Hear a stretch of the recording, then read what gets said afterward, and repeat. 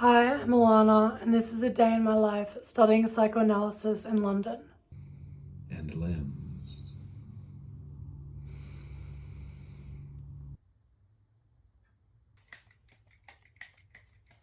Good morning. Hi, Alana. How are you feeling? Yeah, not too bad.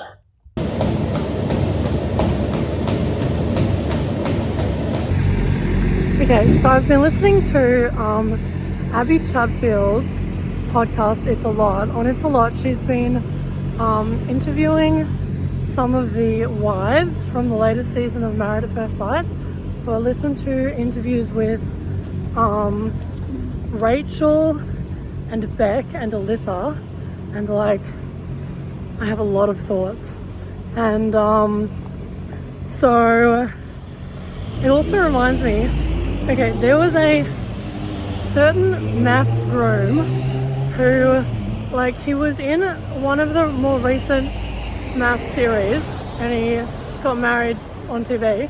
And then after maths, he went back to working in construction out the front of my building. And for a year, he was working in construction out the front of my building. And every time I saw him, I would stare at him. And he would stare at me, why are you staring at me? And I would stare at him because I watched you get married on television.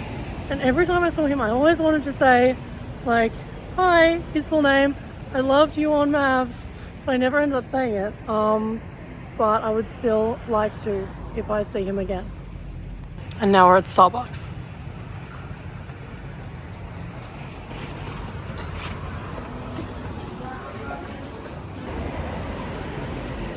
Yeah, but it was really dystopian because I remember watching this man on the Married at First Sight season that he was in, get married on television. I watched the whole season, and so then, it was a couple of years later, granted, but then I literally went downstairs and walked out my front door, and he was working on a construction site out the front of my house. And he was working in construction out the front of my house for a year. And yeah, if I ever see him again, I'm definitely gonna say, hi, his full name, I loved you on maths. Because imagine a year of making eye contact with him, rather staring at him. And what do you mean, why am I staring at you? You know, you literally got married on television. And I think he knows that, but he seems maybe, I don't know, he didn't seem the attention didn't seem welcome. Just my stares. But also, why were you on television and now you're working out the front of my house? Oh, I did say that.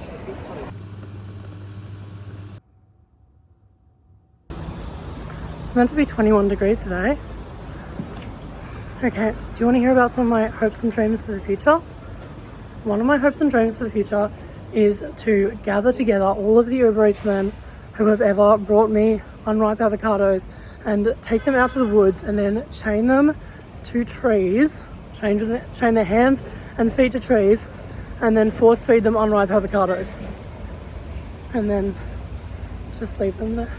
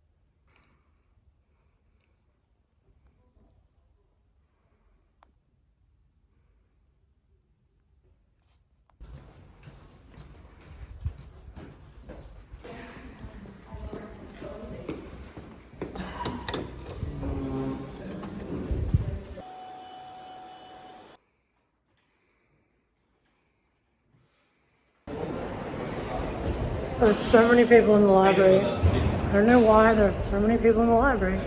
Maybe because it's the first day of term, but far more people in the library than I appreciate there being. It's my library. But yes, it is the first day of term, and so tonight, first I am meeting Professor Jacqueline Rose to give her my essay. We're all meeting her at the bar, and then immediately after that I have my first class of the Lacan subject, where we are going to explore and get to know Jacques Lacan, or Jacques Lacan, or whatever. So it's all very exciting, and it's sunny, and it's like 21 degrees. What's this we've stumbled upon? Another fire evacuation? What a surprise. My fire alarm in my building goes off at least once a week. You can see a fire marshal standing back there, and everyone's been evacuated from the building. So like last week that happened in my apartment building. The week before that it happened in the Senate House Library. Too many fire alarms, if you ask me. I would like to point out this is not an avocado that was brought to me by an Uber Eats man. This is an avocado that I was forced to go out and harvest myself from Waitrose.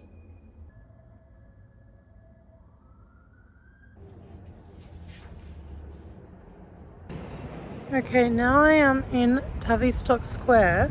I came looking for squirrels because I have some nuts for them, so I was hoping to feed some nuts to them, but I cannot find a single squirrel. It's all just like pigeons, and I don't know where the squirrels could be.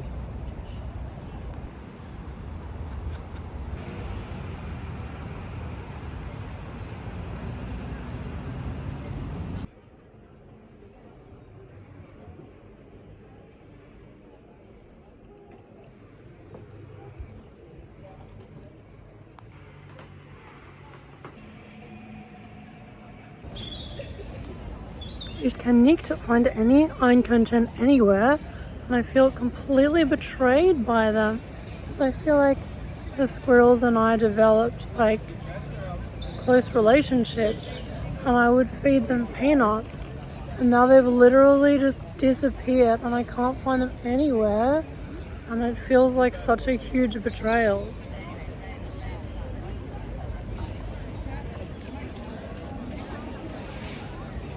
I feel like at least 20% of these people should be replaced by squirrels to correct the ratio. So you think, look how many people there are compared to like literally 0 squirrels and also some pigeons. What's happening? Oh my gosh.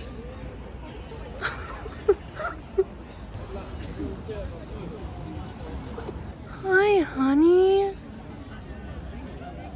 Oh my gosh. Oh. Oh. Oh. Wow. What does that mean? Hi, honey. That was the last one. Did you buy me? Yeah, she's a fast girl. I know, right? But I like... Wow, she's like running. Running away from me, I get it. Can I have some?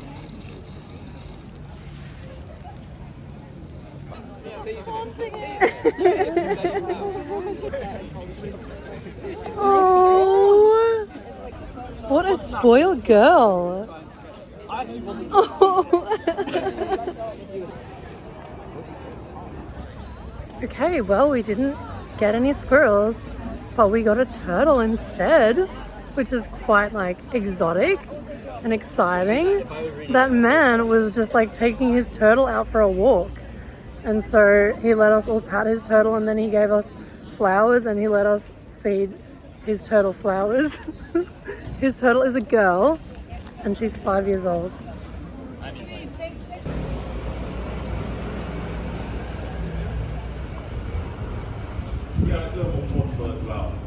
Hey, how you doing? Hi, good thanks. Okay, I've got my essay. I'm about to hand it in. Jacqueline Rose told us to meet her at the bar at 5:30, but I have a class at 6, so I was like, okay, I might be there at like 5:15. It's currently like 5:05, so I might like head there soon.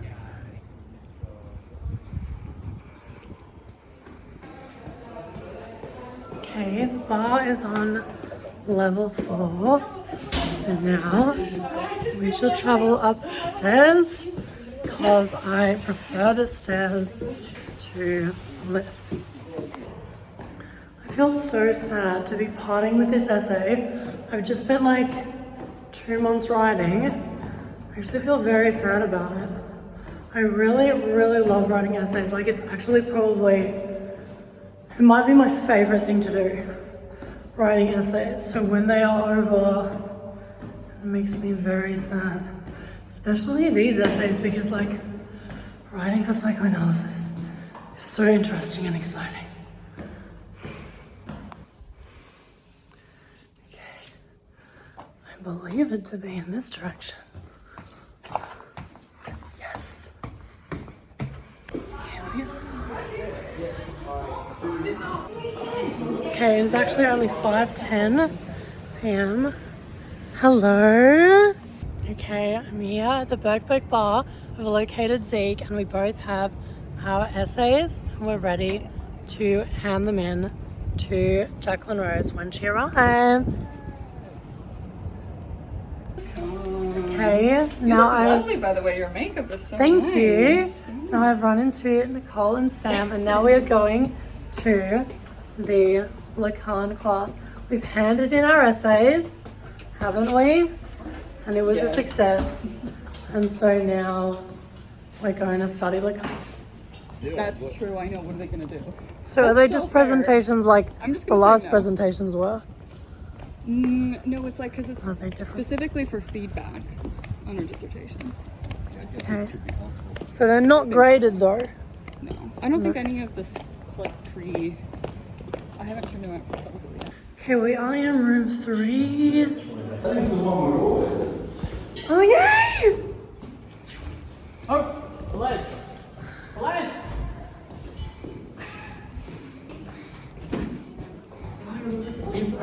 Great, well.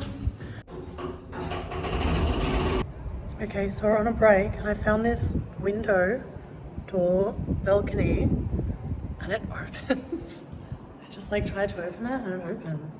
It's like a little, oh my gosh, it's like an actual balcony that you can stand on and like look out over the world.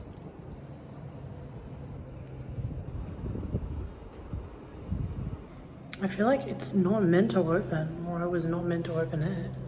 Maybe it's fine. Like it does open. So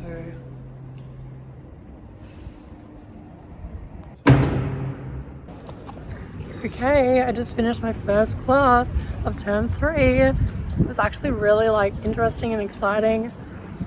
Dr. Fulham is teaching it and he is really cool and fun. And yeah, there are a ton of people in the class, like a lot of people. But I am presenting next week because she was like, who wants to present? And then like no one said yes for next week, and I was like, well, it's literally like the first week, so that's the best time to present because then it's done and it's over. So I will be presenting next week on subjectivity, I think, like the formation of the subject in Lacanian psychoanalysis. So that should be really exciting. Now it's actually like quite cool. It's not cold, but it's cool, and it's starting to rain and it feels very fresh, and it's summer. Oh my gosh, it's summer in May and today is like the end of April soon, so it's gonna be summer. I'm so bloody excited. I'm so ready for summer. And that's the whole day. Thanks for watching. Goodbye.